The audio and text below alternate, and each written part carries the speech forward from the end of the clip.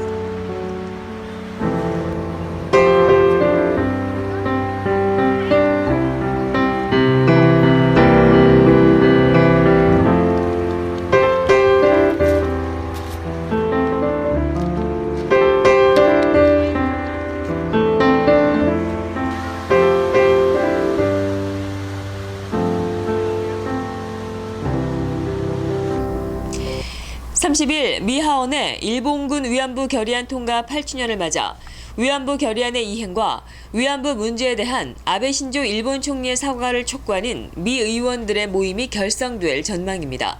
24일 한인 풀뿌리 단체인 시민참여센터에 따르면 지난 4월 말 아베 총리의 미의회 합동 연설에 앞서 위안부 문제 해결을 촉구하는 연명 서한에 참여했었던 민주공화의원 25명이 위안부 결의안의 의미를 되새기고 이행을 촉구하는 의미의 120일 코커스를 만들 예정입니다. 120일 코커스에는 민주당의 마이클 혼다 의원과 스티브 이스라엘 의원, 제리 코널리 의원, 찰스 랭글 하원 의원, 공화당의 에드로이스 하원 외교위원장, 피터 로스캄 의원, 마이크 켈리 하원 의원 등이 초당파적으로 참여할 것으로 알려졌습니다. 김동석 시민참여 상임이사는 아베 총리의 방미를 계기로 미 정치권을 향해 보다 전략적으로 움직일 필요성이 커졌다며 120일 코커스가 결성이 될 경우 앞으로 미 의회 내에서 위안부 문제 해결과 관련한 공론을 형성하고 일본 정부를 압박하는 데 의미 있는 역할을 할 것으로 기대된다고 말했습니다. 향후회가 회원 간의 친목 도모를 넘어 커뮤니티 봉사에 나섰습니다. 미동부 충청도 향후회가 한인 청소년들을 위한 농구리그를 주최하고 후원합니다. 향후회 임원진은 23일 뉴욕일보를 방문해 한인 청소년들의 건전한 스포츠 문화 정착을 위해 올해부터 한인 청소년 농구리그를 개최한다고 밝혔습니다.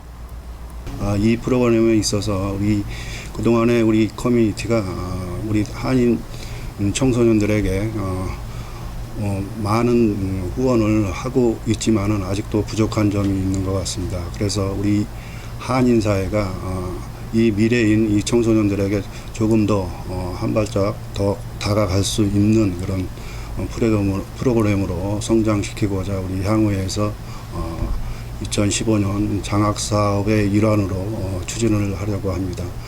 동포 여러분들께서도 이 사업에 많은 동참과 관심을 주시면 감사하겠습니다.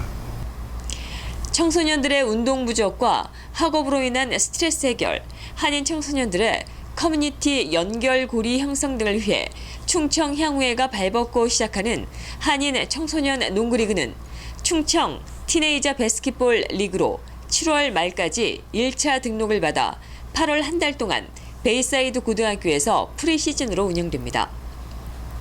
지금부터 모집을 시작해서 8월 1일부터 게임이 시작됩니다. 이번 시즌은 프리시즌으로 9월을 위해서 한번 예비로 하는 그런 프로그램이 되겠습니다.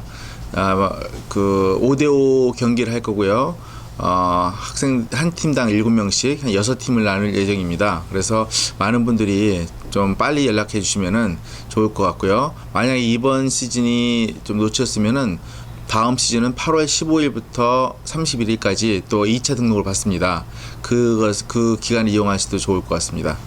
이번 한인 청소년들을 위한 농구 리그전을 위해 충청향후에는 13,000달러를 지원하며 학생들은 개인당 리그 가입비인 $10만 내면 됩니다.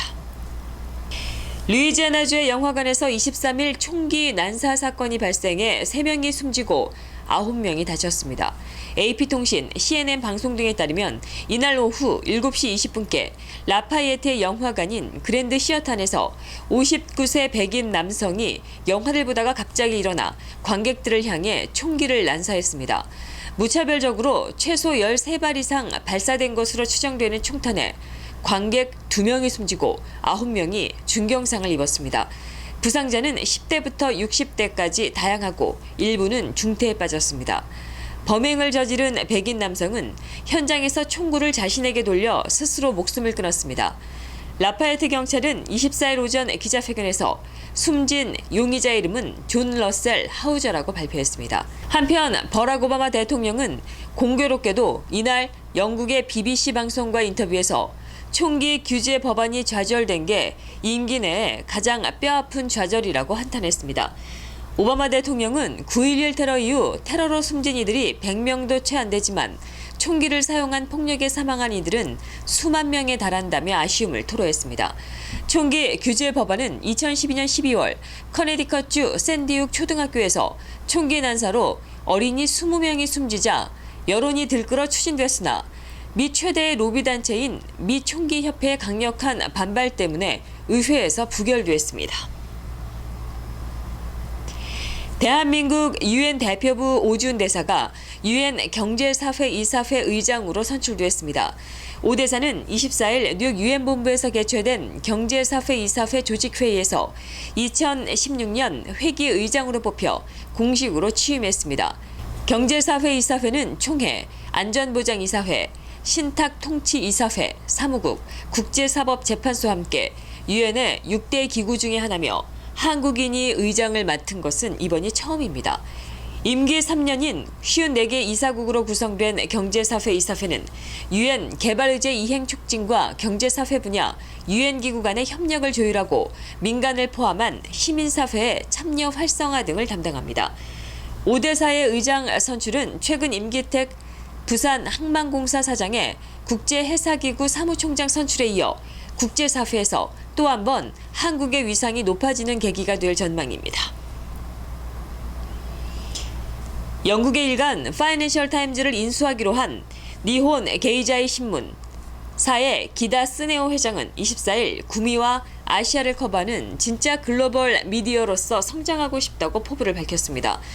교도통신에 따르면 기다 회장은 이날 일본 도쿄에서 열린 기자회견에서 세계 경제의 변화 속도가 빨라지고 경제 보도에 대한 독자들의 수요가 많아지고 있다며 이같이 말했습니다. 그는 니케이가 성장을 계속하려면 국제화와 디지털화가 빠져서는 안 된다며 세계적으로 인지도가 높고 사업을 인터넷판을 중심으로 적극적으로 전환해온 FT가 최고의 파트너라고 말했습니다.